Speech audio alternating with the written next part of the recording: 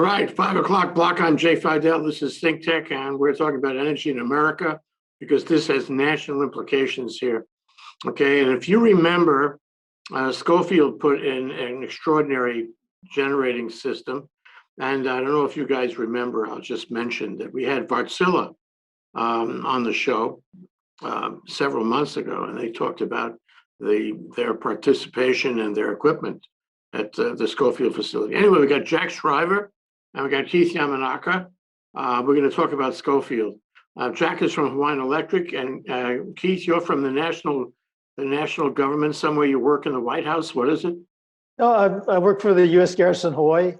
Okay. Manager.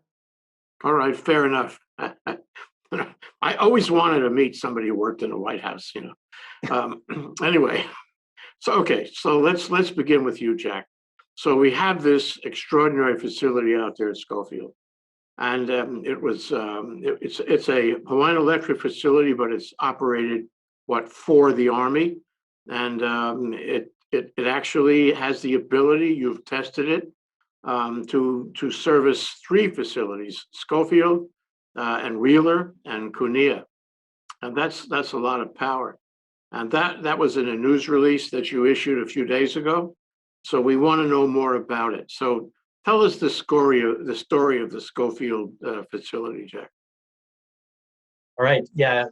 Thanks for having us on, Jay. I appreciate it. I think, probably right off the bat, the one thing I would mention to clarify is that this is a Hawaiian Electric owned facility, but we don't operate it for the Army. It's normally connected to the grid. As a matter of fact, it's been operating for 3 years so far, connected to the grid. We operate it like any other power plant on the grid to supply all of our customers.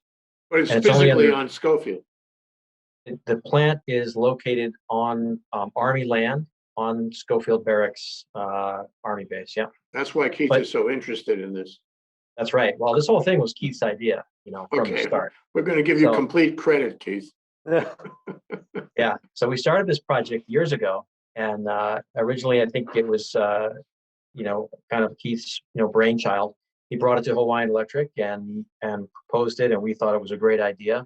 So we took the ball from there and got the folks back in the Pentagon excited about it and on board. And it took us a while to work out all the arrangements. So what's remarkable about it? What's the special sauce here?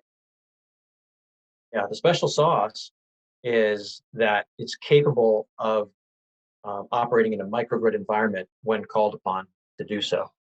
And the other special sauce is the business arrangement between Hawaiian Electric and the U.S. Army, whereby we lease the land from the Army for a long-term lease. We build the power plant, and we don't pay them any cash in rent. What we provide them is an energy security guarantee that under certain conditions, we can restore power to those 3 Army bases you mentioned within a defined time period.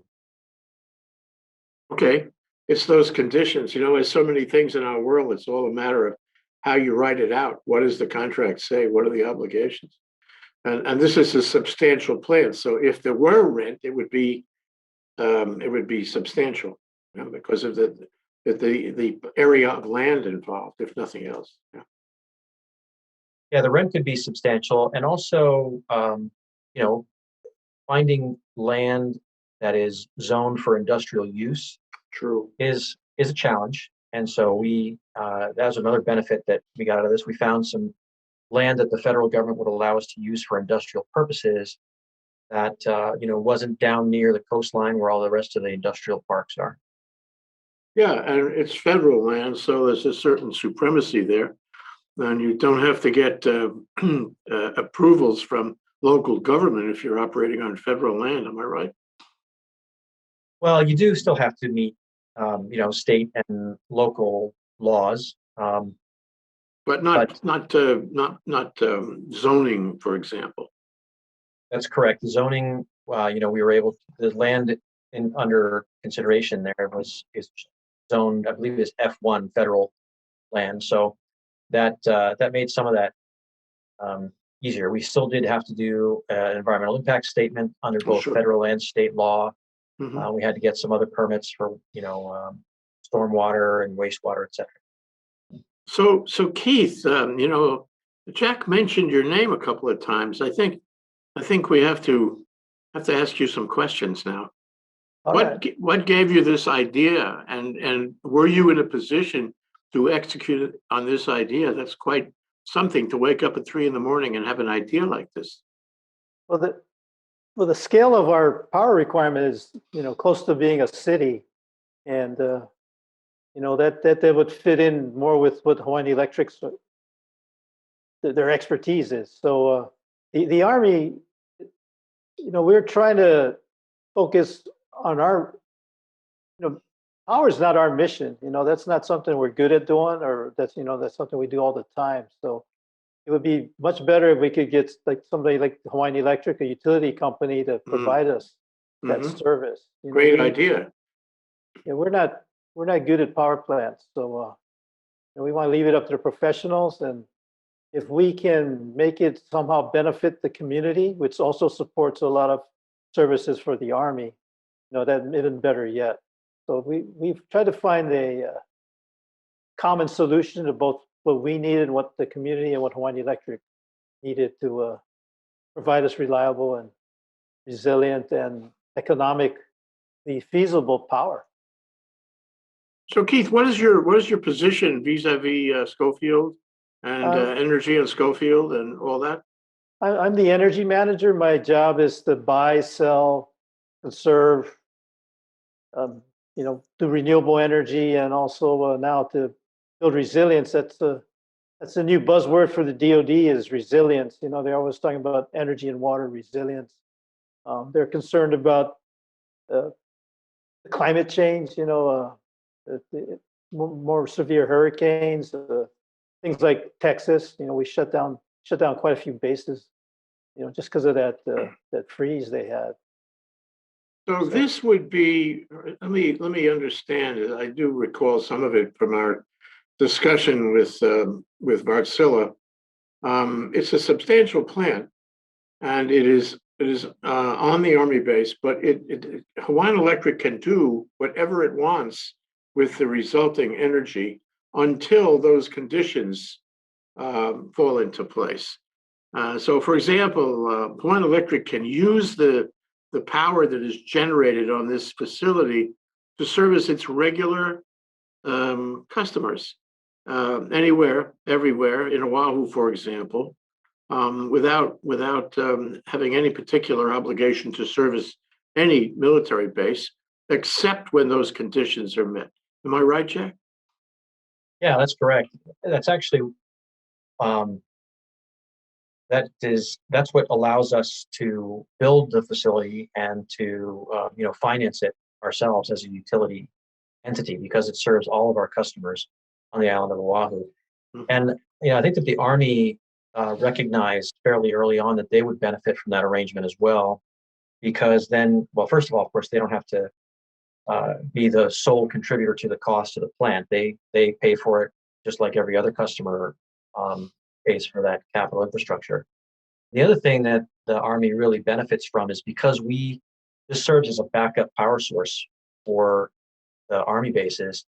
And if you've ever operated a backup generator where you test it, once a quarter or twice a year or something like that, every time you really need it, it doesn't work.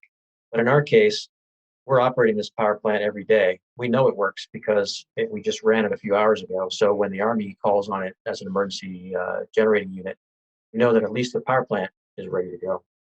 One thing I wanted to clarify from my own mind is, in the ordinary course, when Hawaiian Electric is generating the power from this facility, it is also selling some power to the military at regular or at negotiated rates. Am I right about that? Well, sure. The Army's a big customer of ours, and they always have been. And, we're hoping to keep them happy in that way. So we have, our regular meters, just like any other, large commercial customer. And they, even when they're in the microgrid mode, they continue to buy electricity from us, whether they're connected to the grid or whether they're disconnected from the grid. So that arrangement really didn't change. So there's actually two steps here. One is the non-conditions the non-emergency situations where the Army is a customer like other customers. And this is great because you have it right on the base there, and you can see it, touch it, whatnot. You can buy power from it. It's great to have your own facility right there. But there's phase two, and phase two is special because those conditions. What are the conditions, Keith? When you woke up at 3 a.m. with this idea, you must have had some notion of what those conditions would be. It would be for a catastrophic failure of the power system on Oahu. We're not going to use this as, we have a 2-hour outage. We're going to make them start it up. It already takes us 2 hours just to make our base ready to receive the power. So it's not an emergency generator like you might perceive on a hospital or any other critical facility. This is to get us through an outage that may take days or weeks for Hawaiian Electric to restore power. So we did not go in with the expectation of having a quick, like an emergency generator will just turn on and power us up in a matter of minutes or hours. Ours was more along the lines of we wanted it to be for the long-term outages, the big events, the hurricanes, or earthquakes that would take out an island. And that's why we really would need it, because our first line of defense will always be an emergency generator at our critical buildings. I mean, So what I'm getting, though, is that in the ordinary course, the facility is supplying energy for the military, for the Army.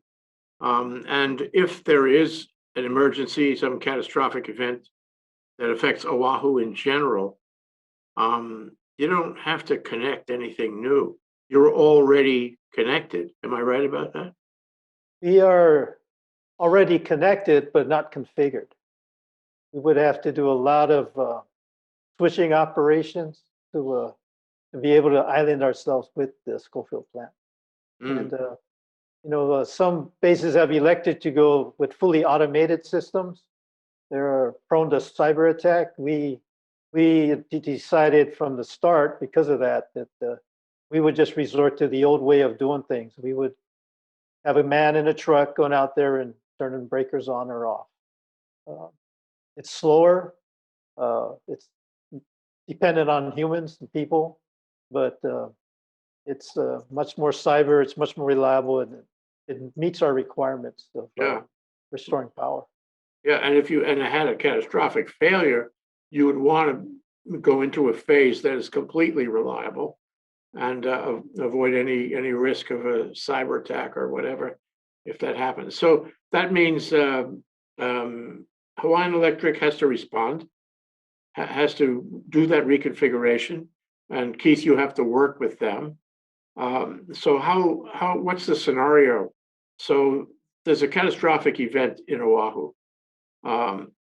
Jack calls Keith, or Keith calls Jack and says, "Wait a minute, we have to reconfigure."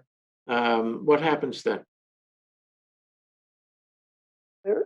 For the Army, we would what would trigger it would be our garrison commander would be asking, should we run the plant?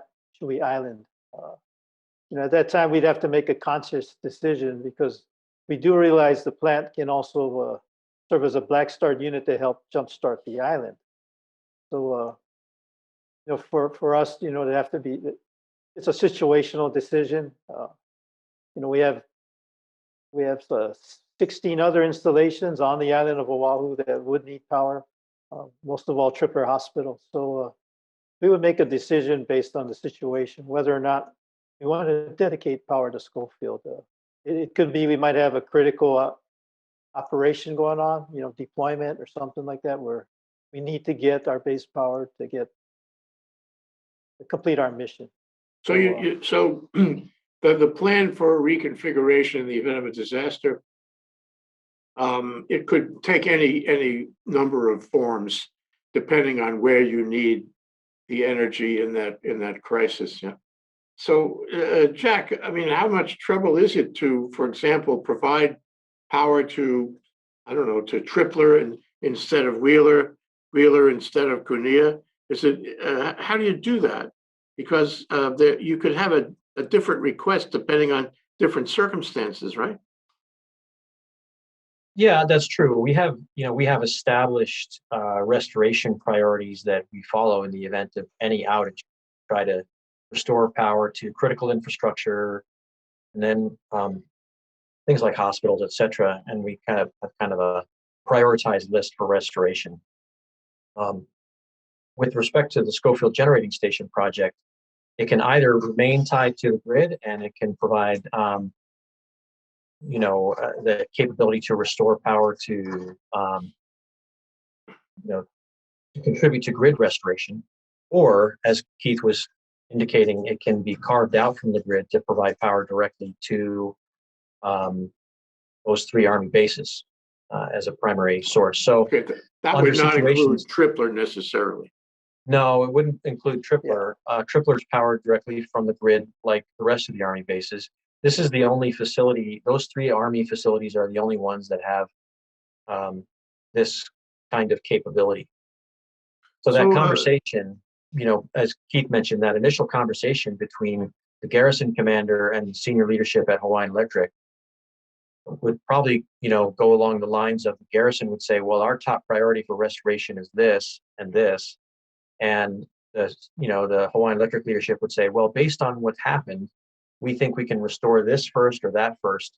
And they come to a decision as to what path to take. exciting that, I hope it doesn't happen, but if it does, it's pretty exciting to have this capability. So Keith mentioned something called Black Start, and I wonder if you could explain how that works. I think I know how it works, but it's better coming from you. Sure.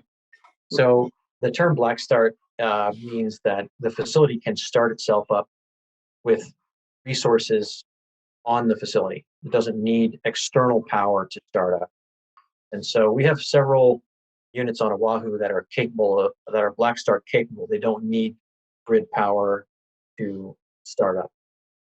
Schofield is one of those facilities, and in fact, it's probably the most capable of the Black Start facilities in terms of the speed with which it can be returned to operation compared to other units.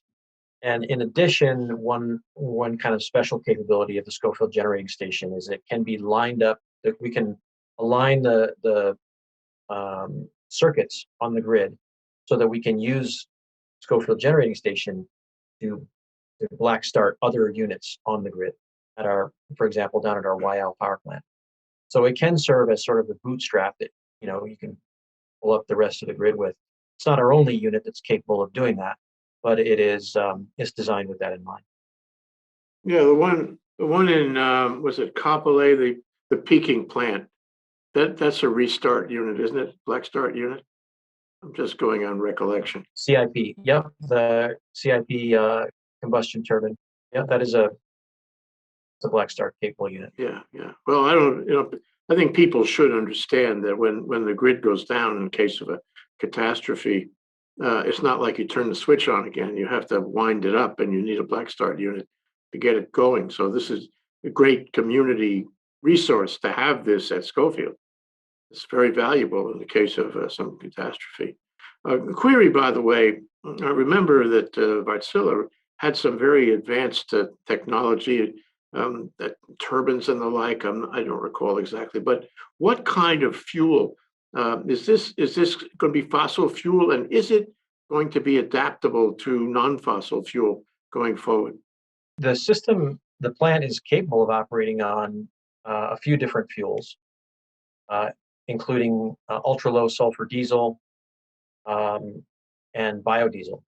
Ever since we placed it in service 3 years ago, the plant has been operating on 100% biodiesel. So it's been 100% renewable from day one. And as a matter of fact, when we were doing the microgrid test over the weekend to certify this capability, the Army was operating on 100% renewable energy that entire time. Okay, great. So the test is the big news. That was the core point of your press release and the like. And I wonder why the test, why now, and how did you do the test? Keith, you want to go first on that? Why did the Army feel that you had to have a test? Is this part of Army protocol? Or was this a joint decision or something that the Army wanted?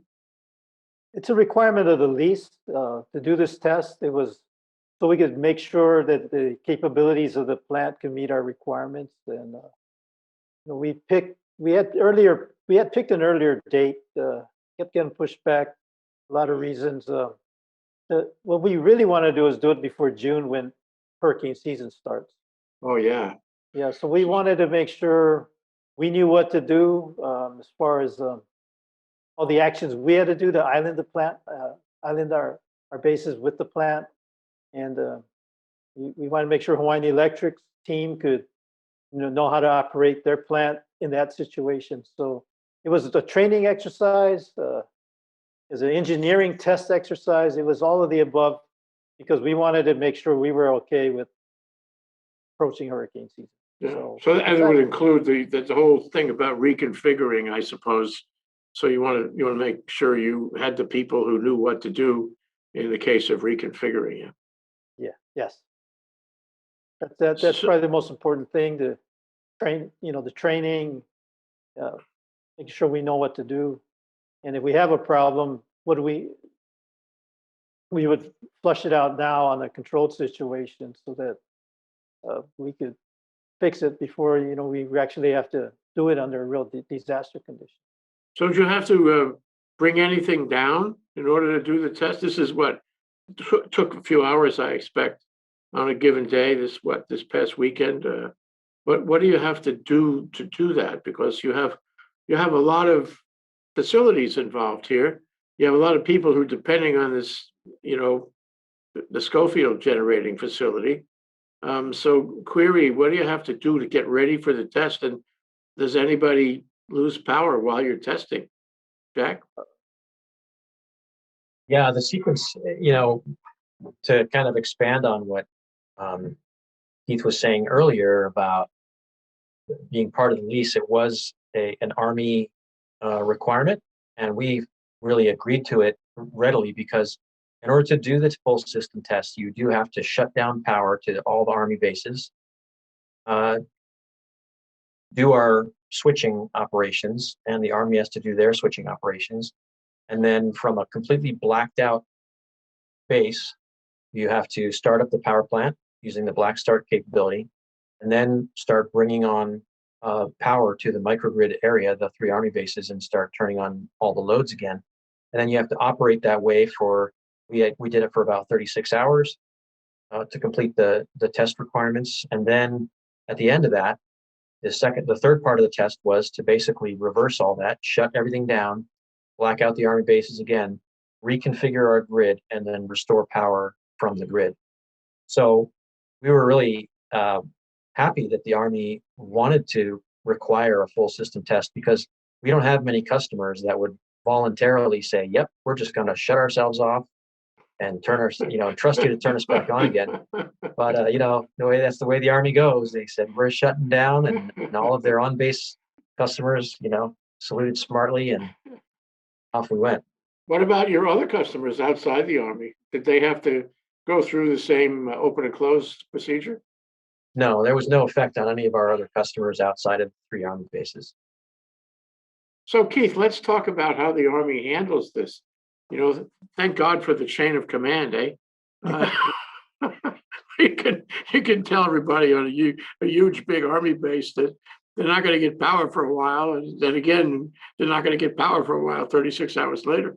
So query, how do you do that? This fell on you, didn't it? Yeah, yes, it did. At first it's not well received, but when the people realize the impact of mission, this capability to be tested, to ensure we have it, in light of everything else that's been going on, in continental U.S. The big one was Texas. Fort Hood. A lot of our bases had no power. Fort Polk, Louisiana, went through a big outage, for a long period because of a hurricane. Some of the higher level, some of our officers, came from Fort Polk, and they said, "Yeah, we've got to test this. This is something we want to know we have available. we want to make sure it works. So that's how it went. So Wow, that's pretty course. exciting. No stress, right? no stress. No stress. If it had been me, I would have been plenty stressed out with all these people not having power, and who are they going to call, Keith? They're going to call you. Yeah. My name and number was on the bulletin that says we're going to do the test. But So a question about this is, gee, if you have this happening, how do you know? Maybe you've already answered this. How do you know that it worked? How do you know that the test was successful?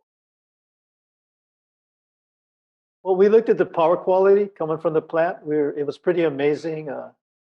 It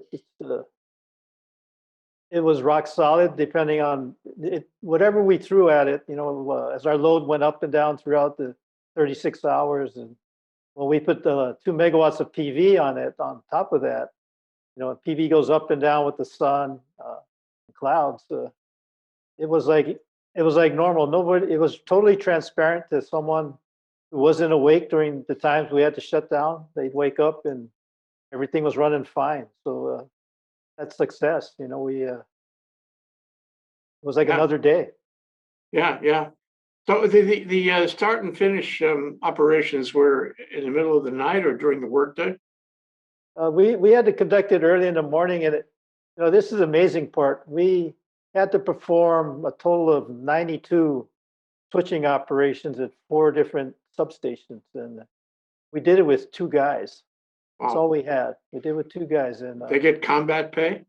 They got overtime pay, and it was a weekend.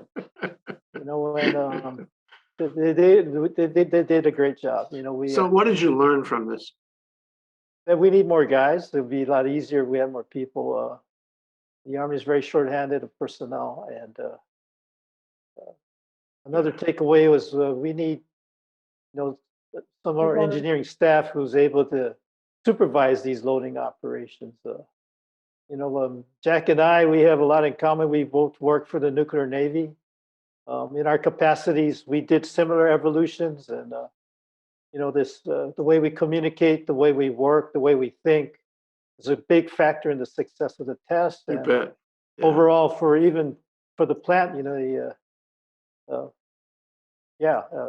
was a big part of that. So, Jack, what does this mean to Hawaiian Electric? I mean, this doesn't happen every day. This kind of facility doesn't get built every day. Where does it fit in your world, so to speak? Yeah, good question, Jay. I think this facility has so many advantages for us as a utility in terms of its location on the grid, in terms of the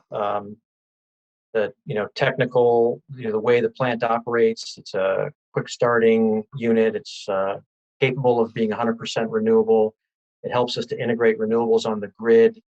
There's so many aspects to this plant that are really beneficial to us in our operations of the grid every day. And that value has proven itself over the last 3 years and will continue for decades to come. This capability that we demonstrated in the test is like the feather in the cap. This is a unique capability for us it's our first microgrid that we own and operate at the utility scale. And really, nationally, this facility has gained a lot of recognition as a really valuable and unique capability. We've had a lot of people come to visit us to tour the facility, talk through how we made it happen. We get visitors from the Pentagon. We get visitors from other federal agencies, other military bases, other utilities, all wanting to know how we pulled this all together, and how the deal works and how the plant works to make it happen. Well, we've talked about the contract aspect, but is the plant also technologically advanced to be an object of interest around the country? Well, yes and no. The plant itself, there are several other plants across the country that are designed to operate with those same Wärtsilä engines. We selected Wärtsilä, and we're very happy we did. There are other engines that are also capable of similar kind of functions, but the power plant design itself is not unique. What's unique about it is the business arrangement between us and the Army, and the carve out of the Hawaiian Electric grid. We had, we made modifications to our grid to enable us to carve out this microgrid. And so those are the things that are really unique about it. The facility itself is great. It's our newest and most modern power plant here on Oahu and across our service area. So it is modern technology, and it's great and very flexible and reactive, but it is not unique in the country. What's unique is the arrangement and this microgrid capability. In a minute, I'm going to ask Keith this question, but let me ask you kind of in advance. Suppose Keith or his counterparts in the Navy, the Air Force, what have you, say, "Oh, what a great idea! That we got to do that too," and they want to do it, say, at Pearl Harbor or Hickam or a combination joint base. Would Hawaiian Electric do the same thing? Would this be of interest? Would this be something you would want to pursue? Yes, it would definitely be of interest to us. I think that this has been a great success, and not only for our Army customers, or potentially, as you said, for the Navy or Marine Corps customers, but also I for forgot the Marine all of Corps, our sure. customers. Yeah, sure. KOA, sure. Yeah. So there have been some discussions about that. I think that the Navy is currently trying to procure a capability like this. So there are a lot of folks, not only here in Hawaii, but across the country who are working on power plant arrangements like we have here, using this as a model. When you had this idea a few years ago, Keith, you probably you knew that coming down the path there would be greater risk for power plants and disasters and hacking, whatnot. But you probably didn't realize just exactly how proximate that risk is. And as it worked out, it seems to me that it was serendipitous that you organized this plant, because where we are now is we need this plant more than we thought we might have needed it before. Am I right? Yes. I don't know, just back then I came up with the idea. It was in 2006 when we first approached Hawaiian Electric with an idea of something like this. We stars and moons, everything lined up so that we could pursue it. Well, we were quite fortunate, and Hawaiian Electric's just a great company to work with on something like this. What about Jack, though? What kind of is it great to work with Jack too? Oh yeah, of course. Jack's always great to work with. Yeah. Nice one. Anyway, I know you guys know each other from the nuclear Navy, but then anyway, I wanted to ask you, the national implication question. We saw what happened in Texas, and we know now more than we ever did the meaning of resilience. And it would seem to me that this has national import, not only for the Army but for the Department of Defense. And people coming out here, I mean, I can understand why they would come out here and talk to you and learn about how to build resilience using a system like this. Is that what's going to happen, do you think, on a national level, that we're going to build resilience using arrangements like this one? It's a lot of people are trying to replicate it. It's a good arrangement. The Army doesn't have a lot of money, but we have land, and our decision, what drove our decision too was we realized in order to have this type of resilience, it would be hard to get it from, say, a solar farm or wind farm, because we don't have we have land, but not a lot of land. And our mission is, to train our soldiers, and you need land to do that. So, something like this, it only takes 8 acres of land. And, when we did the calculation, we need almost 300 acres to get the same amount of energy from, say, a solar farm or wind. And with wind, we would impact our aviation activities. Even solar would impact our aviation activities due to the glint and glare from the panels. So, a lot of, and it's firm power. Firm power. So it's a lot of installations are trying to do the same thing, and we try to help them. It's great for for our mission, for our nation's security, to have that ability to keep our bases running when there's no power, and especially water.